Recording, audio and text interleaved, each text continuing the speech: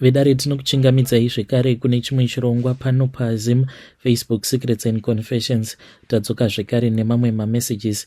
Rekedzai tibva tapinda mumamessages edu atadzoka takakubatirai. Message yedu yekutanga yakamira sekudai so. Hanzi makadi zvenyu mukoma, ndinokumbirawo kuti munge muchindiposterawo nyaya yangu makaviga chitupa changu. Ndauyawo pano mukoma ndiine secret yangu iyo yandiinayo. Pari zvino hangu nekuda kwekuti vakadzi vemuno muSouth Africa chavanongokoshesa imari, zvakawanda havatomborinei nazvo. Ndokusaka ndiri kukwanisa kuita zvose izvi zvandiri kuita, but ndinozvibvunza kuti zvino kana ndikazoda kuti ndinge ndichiroora kana kuzongogarisana kana kudanana nemukadzi anenge achibva kuZim, I don't think kuti kune angazonditendedza kuti ndinge ndichiita izvo zvandinoita kuvakadzi vandinodanana navo vemuno muSouth Africa. So nyaya yangu mukomana She yakamira sekudai so. Inini ndiri murume uye zvekare ndine makore 31 years ekuberekwa. Mukomana She inini ndinofarira chaizvo kurara nemukadzi kana iri nguva yake yekuti anenge ari kuma periods. Paanenge ari kuma periods kudaro ndipo pandinonzwa kuti zvinenge zvichiita kundinakidza. Saka handizivi kuti urwere here kana kuti vatoriko vamwe varume vakaita seni kana variko mukoma. Dai vasimudzawo maoko ndikakwanisa kuverenga kuti timbori vanganiko tinofarira zvinhu zvakadai so. Mukomana She inini ndakatanga kufarira izvi zvekurara nevakadzi pavanenge vari kuma periods. Ndakazvitanga kubva pandakatanga kuziva chinonzi munhukadzi. Pandakaona ropa mukoma ndakanzwa manyuku-nyuku, ndikanzwa kunakirwa nazvo. Kubva ipapo kusvika pari zvino ndo zvandinotongonzwa mukoma, kunzwa kungoda kungorara nevakadzi vanenge vari kuma periods. Pandainge ndichiri kuZim nemusikana wangu iyeye zvainge zviri nyore kuti ndinge ndichirara naye pasina kushandisirana dziviriro kana ari kumazuva ake. Iye zvaitomunetsawo, but ndaingoita sekunge munhu ane high sex drive, but ndakazoti ndarambana naye I struggled to get a woman wekuti anokwanisa kuzvimirira izvozvo, kushingirira kuti shuwa unge uchirarwa apa uchijuja ropa. Anyway, ndainge ndava neumwe mukadzi ainge achigara zvekare kumaraini kwandainge ndichigarawo ikoko. Saka mukadzi uyu aita zvekutengesa muviri wake. Ndaiwanzo kumutaimira mukoma, ndobva ndaenda kwaari. Aiti akanditi nhasi hameno because hazviite kuti ndinge ndichikutengesera because ndiri kunguva yangu. Ndaibva ndatomupa mari yakawanda. Iyewo aingoti zvimwe kuda nekuda kwekuti ndainge ndisingabati mari everyday, ndokusaka ndaizongouya kwaari. Ndobva ndaona kuti ari kumazuva ake, ndobva ndamumanikidzira kuti ndoda kurara newe. Ndakati ndauya kuno mukoma ndakazvizama pane umwe mukadzi, takanetsana mukoma. Mukadzi uyu akasvika pakundirova mbama ndava kuzama kuti ndinge ndichirara naye apa iye ari kuma periods. Ndokubva abuda mumba mangu akabva aenda zvake. Ndakazoti one day ndakagara ndikati kufunga, ndikati panapa kuti ndirambe ndichingonetsana nevakadzi vekumusha ava vanodada apa kushata vakashata, shuwa kutodadirwa nawo madoor frame, vanombozviona here kuti vakadzi vemuno vakaumbwa sei? Ndikabva ndazviudza kuti zvainge zviri nani kuti ndinge ndichimbomanyidzana navo ava vemuno muSouth Africa.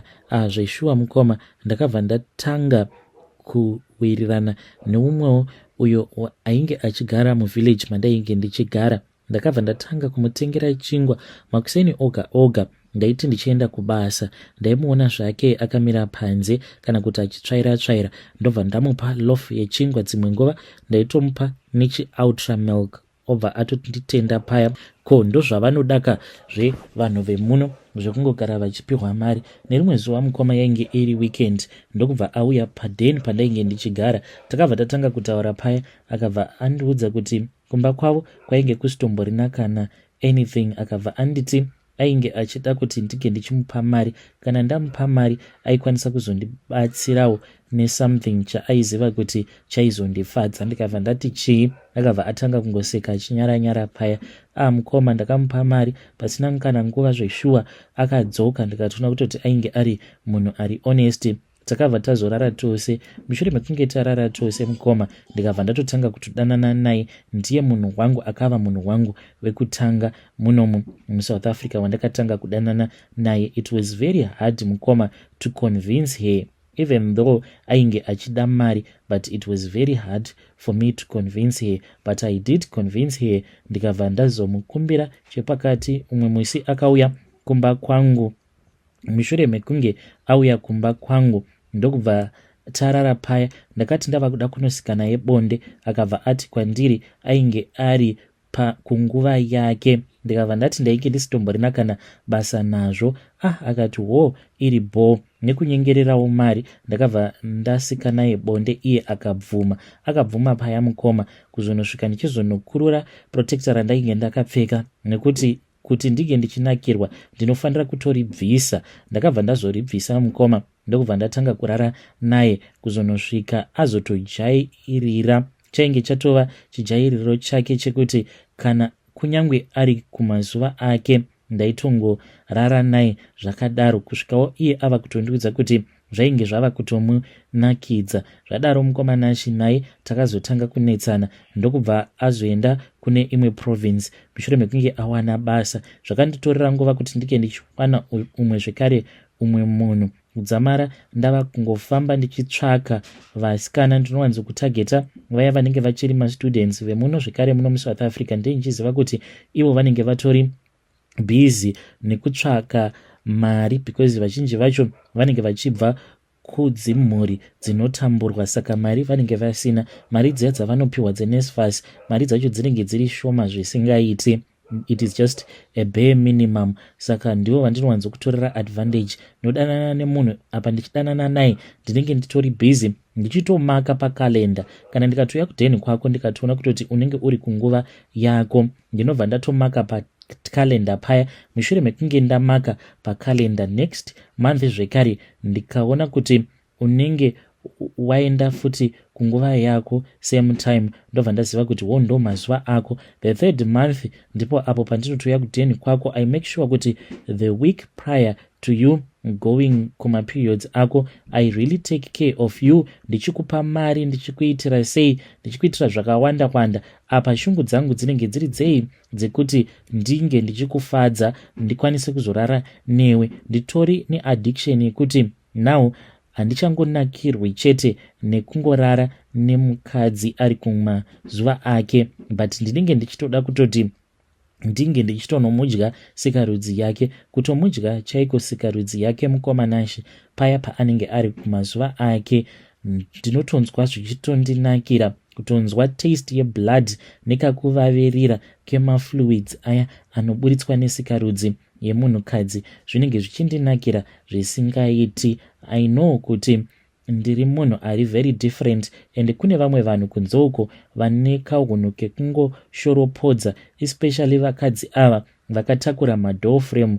Ndivo number 1 vachatanga kupopota mucomment section. Ini handikudei, because ndinotozvidirawo vanhu vekutoti anenge akatakurawo mulundukwa. Munhu iye kana akatakura mulundukwa ari nani, kana akandituka at least anenge aine maassets, kwete kutukwa nedoor frame. Zvinondibatsirei? So if you are a door frame zimu woman wakashata, on top of that you need to sit down madam, nditaure nevanhu vekuti at least vanenge vaine mabody shape evakadzi vemuno muSouth Africa. Those are the ones that deserve to speak with me. Aiwa, kana wakadaro you can give me some piece of advice. Mungava muri mucomment section. Kana wanakirwa nechibaba munokwanisa kuvapa mafone numbers angu. I am here.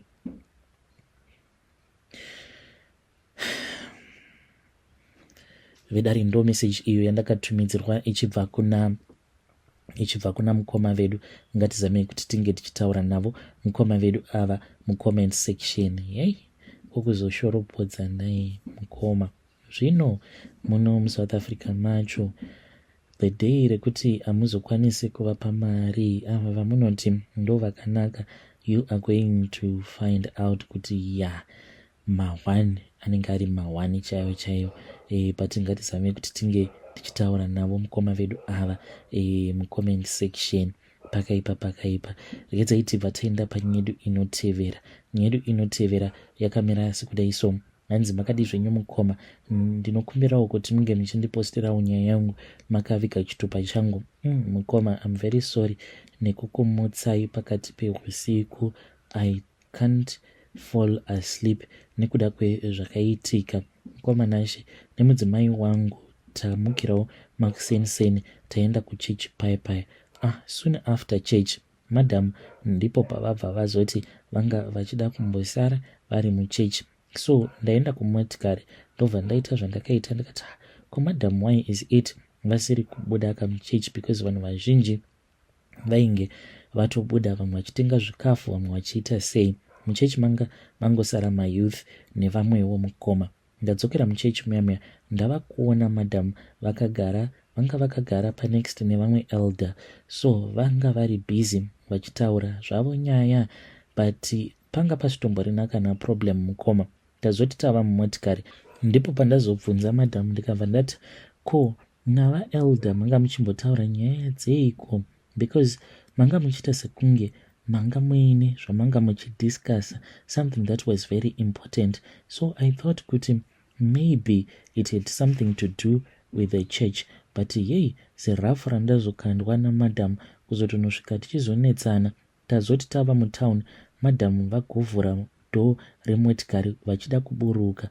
Komanashi, even though motikari yanga isiri kumhanya, but the fact yekuti ndabva mukunetsana nemukadzi wangu nekuda kwekuti ndavabvunza kuti ko elder vanga vachimboti kudii kwamuri, munhu ava kutovhura do paya ende ava kutoda kutoburuka. Ndikabva ndati it is fine, let me find somewhere pekuti ndinokwanisa kupaka. Ndakati ndatsvaka pekupaka, madam ndobva vatoburuka. I thought kuti maybe she was even joking, but mukomanashi ndokutoona munhu ava kutoburuka, ava kutofamba without even looking back. Chandirwadza ndechekuti tine mwana wedu, mwana uyu mukoma iye ane 3 years, anofarira chaizvo amai vake, but mukadzi wangu did not even feel sorry for the kid. Mwana akachema, achichema kudaro, I did not even know what to do. I regained my composure, ndikati pano ndikaita zvekutamba ndinokwanisa kuzoita accident. I kept on driving. Then when I got home, chakandinetsa ndechekuti ndakatowana madam vakatogara pagate. Ndamubvunza kuti iwe ko wafamba sei? Akabva anditi ndaita bolt. Ndikati waita bolt nei? Nekuti foni yanga iri mumotikari. Munhu kwava kuchinja ansa, ava kunditi ipo paya pandaburuka motikari ndabva ndaenda muhair salon. Zveshuwa kune umwe mukadzi watinonamata naye ane salon, hanzi ndo mandaenda imomo. Ndikabva ndati ndinokumbira kuti unge uchindiitira bolt ndiende kumba, because baba Tanya, not my real name, vandisiya muroad.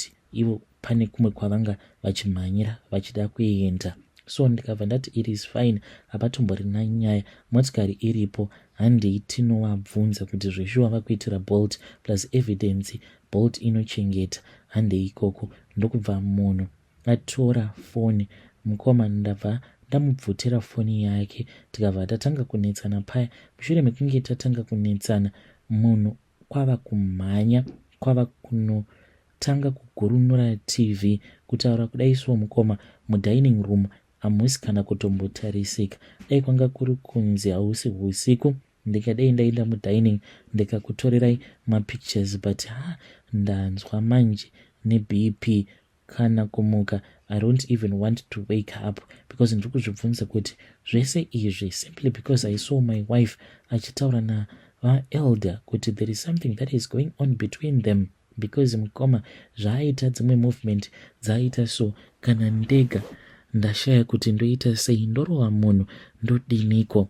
Angosimuka kubva pakauch paanga akagara ndokubva aenda akanobata TV, like we have a mounted TV. Well, we used to have a mounted TV. Ndokubva atanga kudhonza TV iyaya yaita zvekutsemuka nepakati. Kana mwana abva atanga kuchema achitiza achingoti mama ari kupwanya TV, ndokubva aramba achingoidhonza kusvika ichizonodonha pasi. Yava mapisi mukoma, kuita ekukakata zvese netambo. Saka inini because of shock ndabva ndasiya mafoni pasi iye kwava kutora foni yake. Mukomana atora foni yake kudaro aita yekurovera pamatals nechisimba zvokuti I don't think kuti that phone can ever be repaired. Abva anditi iwewe apa anga achinditi ndinotoda mukadzi iyeye uyo ane saloon. So ndonyaya iripo mukoma. Akabva anditi ndoda kutoenda kunoudza murume wake kuti ndozvauri kunetserana neni because unoda mukadzi wake iwewe, muchanetsana chaizvo. Apa nemurume wacho takambonetsana but it was a different story. So now kana mukadzi wangu akazoenda neevidence yenhema, I think kuti ndinokwanisa kuzonetsana nemukadzi wangu. Handizivewo kuti ndoita sei mhuri yeZimbabwe. Handina wandati ndaudza nyaya iyi, ndimi vekutotanga kutokuudzai nyaya iyi mukoma. I'm very sorry, I know it is very late, but I really need advice. Kana variko vanoda kundibatsira kunze uko, please ndibatsireiwo. I'll be following through in the comment section. Vedari ndo message iyo yandakatumidzirwa ichibva kuna mukoma vedu. Zvakangoma zvo vedu. Pakaipa mukoma vedu vakaita kutumidzira message yavo. He called really late at night. Pakaipa vachiti ivo zvinhu izvi zvakaitika nezuro, zvakaitika kuchechi. Strange things indeed they do happen in this world.